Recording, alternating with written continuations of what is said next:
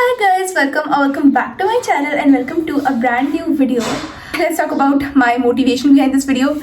I just finished it. This monster, oh my god, Stephen King. I used to scream and wake up my mom a few nights while I was reading this. If you think about it, you remember the movie, you remember Pennywise as a ghost, but Pennywise is the last person you're scared of in this book. I don't know why. I cannot start another author right now. I want more of him. I have a really good option to start with. Let me show you. Ever since I read this book last year, I was like, there's a void in my chest for something similar to this, and the author himself has a sequel. Dr. Sleep. We have annotation tabs and a highlighter. Let's read the blurb. Following a childhood haunted by terrifying events at the Overlook Hotel, Dan Terrence has been drifting for decades. Finally, he settles into a job at a nursing home where he draws on his remnant shining power to provide comfort to the dying. Aided by a prescient cat, he becomes Dr. Sleep. Then he meets Abra Stone, a girl with the brightest shining ever seen. So if you all are wondering what is the shining, he has the superpower where he can look into the past, into the future, as well as into the minds of the people in front of him. In this, he meets another girl, Abra Stone, with the same power. Cool. But her gift is attracting the merciless Rose the Hat and her followers, the True Knot. Alright, it's a cult, you guys. They may look like harmless folk who are devoted to their campers and RVs, but in their twisted quest for immortality, they live off the steam that children like Abra produce. They're living off of somebody else's powers. How cool is that? Now Dan must call upon his powers once more, facing his fears and reawakening ghosts from his past as he battles for Abra's soul and survival. Are you kidding me? Ghosts from The Shining? I loved them. I would like to revisit those ghosts and say hi. Let's get started, you guys, without any delay.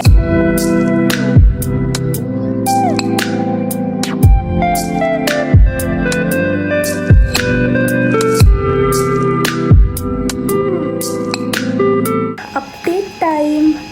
I am through 32. I'll pick it up. Through 32 pages already, and I have one annotation tab already.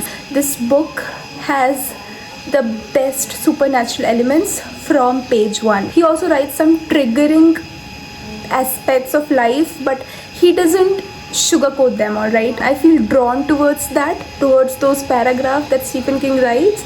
Can't wait to read more, and I'll update you guys when I do.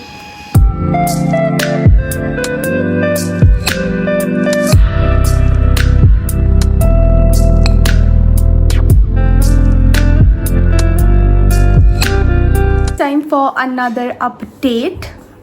It's a big one. I read 118 pages, and oh my god, you guys, we got to see the similarities between Dan and his father in the last book, because his father was a recovering alcoholic, and because alcohol was the main reason behind the end of the Shining novel. At that time, Dan was like, I don't think I'm gonna do what my dad did, I don't think I'm gonna be an alcoholic. Guess what? He is. And there are so many similarities. Like, there is a scene in The Shining where Jack goes to get interviewed for the job as Overlook Hotel's manager, and Jack thinks about that interviewer in his head. He calls him officious prick. Guess what? Dan went for an interview. He called the interviewer an officious prick too. So that was the moment I was like, oh no, I hope Dan doesn't go down like his father. Then we've been also getting these glimpses of whatever the cult has been doing. Just now, we've got to know about the second protagonist of this book, that is Abra Stone, the girl with even bigger shining power than our Danny. In the last few chapters, King has introduced us with Abra Stone, her since her childhood, like when she was born, कैसे उसके parents को उसके powers का पता चला. I just love when Stephen King writes about kids. Now I'll see you tomorrow.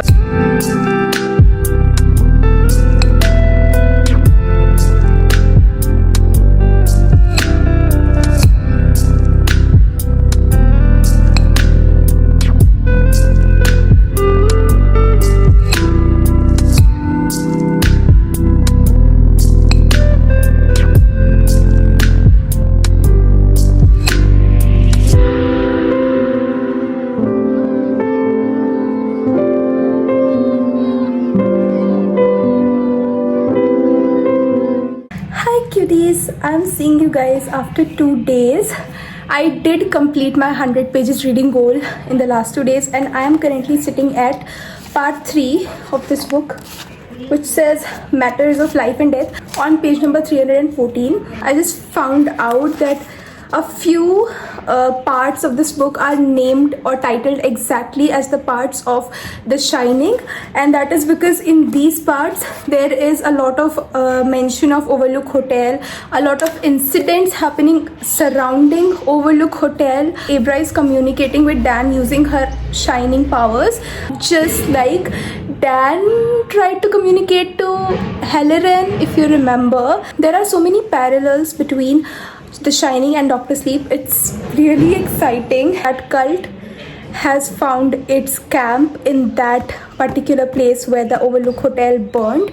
So now Dan has to visit that place in order to fight this cult, because they've discovered Abra and they are coming to get her, you guys. They don't want to kill her, they don't want to turn her, they just want to keep her as a slave, as an asset, so that they can live more, they can fight the random diseases that they've been catching recently, which they weren't supposed to, honestly, because of their turning, but somehow it's happening. So they want Abra to be their solution, and I don't know where this book is gonna go. I'm also kind of scared, but so far it's fun. Now I think I have around 160 pages left, so I will probably see you when I finish this book, and then we'll see and compare it to The Shining and see what stars we are going to rate this book. So yeah, let me get back to it.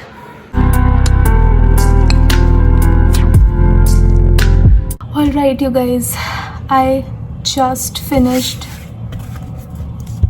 the ending was so good, and there was one scene which, if I tell you guys, it'll spoil 2 books for you, this as well as The Shining. That scene made me cry, it made me weep. Oh my god, it was so freaking emotional. It was I was so sad. I was rethinking the whole Shining novel. It just made me feel so heartbroken. I don't think I can put it in words, honestly. The Shining was definitely more of a horror in classic sense. In this, we were already familiar with the characters, so this was not straightforward horror. It was more of an ending to the Torrance family's story. It was more of a history to the Torrance family. Even Stephen King has himself written that in the author's note of this book. Also, Stephen King's humor is so good. If you all know, there has been a movie adaptation of The Shining by this director called Stanley Kubrick, and people praise that movie so much. I mean, they love it and they think it is the scariest movie they've ever watched. To that, Stephen King replies, there was Stanley Kubrick's movie, which many seem to remember for reasons I have never quite understood, as one of the scariest films they've ever seen. Maybe the cinematography was excellent. Since I had read the book, I knew it wasn't even half as good as the book, okay? And I'm gonna rate this book now. It is a straightforward 5 stars for me. At first, at the middle of the book, I was like, maybe it's a 4.5, especially after the ending. It has to be 5 stars. I have read 4 books by him so far. Carrie, 5 star. The Shining, 5 star. Dr. Sleep, 5 star. It, a 4.5 stars, but 3 5 stars out of 4. The author is brilliant, or maybe I'm just picking the best books by him, but don't get swayed by that, because I have some underrated books by him as well, which I'm not sure if I'm gonna rate 5 stars, because can anything come close to this? But let's see. This is it for this vlog, guys. Thank you so much for coming along on this journey with me. I hope you guys had fun, and if you did, then please go read The Shining and Dr. Sleep. I'll see you super soon in my next vlog, because I've just finished this book and I would like to sit with this grief. Yeah, bye guys.